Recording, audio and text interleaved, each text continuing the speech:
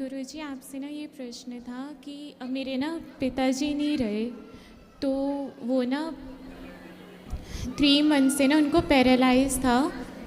तो एक दिन पहले मतलब वो 18 अक्टूबर को एक्सपायर हुए थे, तो 17 अक्टूबर को नाइट में ना वो कह रहे थे कि वो आपसे मिलना चाहते हैं, वो अच्छा। आपसे हरि नाम लेना चाहते हैं। तो रात में बस मैंने उनको ना, उनकी ना शुगर लो हो गई थी, तो मैंने उनको अच्छे से खाना खिला दिया था, शुगर उनकी फिर कंट्रोल में आ गई थी। बट रात में ना मतलब रात में वो सो रहे थे, तो फिर ऐसे ही सोई रह गए थे। तो कार्तिक महीने का 2nd डे था उस टाइम ना, मेरी माँ ना पूजा करने गई थी मंदिर में, और मैं ना शिव पुराण का अध्याय कर रही थी। तो फिर पिताजी ने ना मेरा नाम लिया, तो फिर उनके प्राण फिर निकल गए, मेरा नाम लेके उन्होंने अपने प्राण उनके निकल गए। तो उनके जाने के बाद ना कई जितने हमारे रिलेटिव्स थे ना, तो उन्होंने मुझ पे ब्लेम डाला कि मैंने अपने पिताजी को मारा है। तो क्या एक बेटी अपने पिताजी को मार सकती है? तो कहने वाले कहते रहे हैं, इसमें आप क्यों इतना सीरियस हो रहे हैं? कहने वालों का काम क्या है? कहना, कहने दो। आप बिल्कुल इस बात से परेशान ना होइए। मेरा कोई भाई भी नहीं है, तो उनका संस्कार पिंडदान ये सब मैंने ही किया था। तो जब मैं हरि नाम करती हूँ। ए बेटा, बच्चे को थोड़ा घुमा दो, ले जाके बाहर, काहे रुला रहे हो? जाओ घुमा के आओ उसको, जाओ दिल्ली बम्बई दिखाओ। जब भी मैं हरि नाम करती हूँ ना, तो मुझे ना वही सब याद आता है कि मैंने उनको कैसे अग्नि दी थी, उनके आँख भी खुली हुई थी और मैं उनके आँखों में शहद डाल रही हूँ, पिंडदान कर रही हूँ। तो वो जो सब चीज़ें हैं ना, वो भूल नहीं पाती मैं। कोई बात नहीं, भुलाना तो पड़ेगा, इन सब चीज़ों को याद रखने से भी क्या फ़ायदा है? कैसे भुलाऊंगी मैं? कथा सुनिए, कथा सुनिए, इसी से भूलेगा। जो मृत्यु है वो अटल सत्य है, हम सबको एक दिन मरना है। पिताजी आपके कितने साल के थे? 56। तो 56 ठीक है। आपके पिताजी की आयु इतनी थी, आप ये सोचो कि जब आप जन्म ली थी, आप छोटी थी, तब आपके पिताजी की मृत्यु होने वाली रही होगी। लेकिन भगवान ने किसी कारणवश आप लोगों के पुण्य के कारण इतने साल आपके साथ वो रह पाए, ये अवसर ईश्वर ने दिया। इसलिए हमें पॉजिटिव सोचना चाहिए कि भगवान ने हमारे साथ बहुत अच्छा किया। मैं तो राधा रानी से यही प्रे करके आई थी कि वो ठीक हो जाए।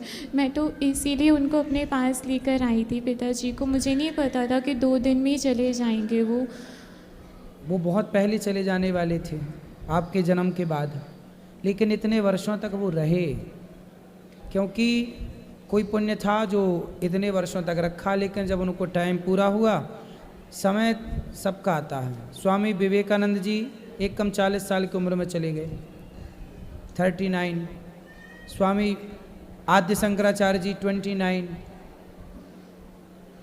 इतनी कम आयु में सिधार गए, भगवत धाम चले गए।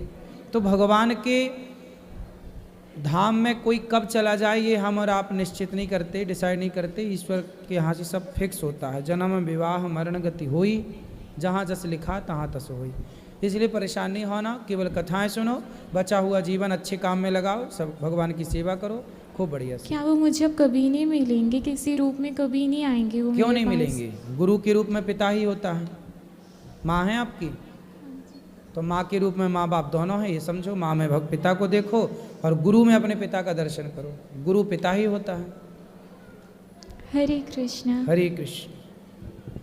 गुरु जी राधे राधे। आपके चरण कमलों में मेरा प्रणाम। गुरु जी, मेरा एक प्रश्न है कि मेरे पति 5 महीना पहले ही गुजर गए, लेकिन मैं आपकी कथा बहुत प्रेम से सुनती हूँ, उससे बहुत हमको मन में शांति हुई है। शांति हुई है। आपका कथा मैं बहुत प्रेम से सुनती हूँ। प्रश्न क्या है? गुरु जी, मेरे बेटा को, छोटे वाला, मेरे 2 बच्चे हैं। एक लड़के को तो नौकरी सही है, एक लड़का अपने बिजनेस किया, बिजनेस में उसको 10 लाख रुपया का घाटा लगा। फिर वो नौकरी करने लगा। नौकरी में भी नौकरी लगती थी और छूटती थी। अब आप नौकरी बिजनेस विजनेस ना जपो, आप सबसे मन हटाओ। बेटा बेटी अपना समर्थ हैं, कर लेंगे। आप केवल भगवान का नाम जपो। हाँ। आप ज़्यादा चिंता, आप पुण्य करो।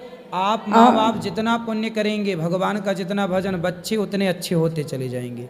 माँ बाप के पुण्य से बच्चों का जीवन अच्छा होता।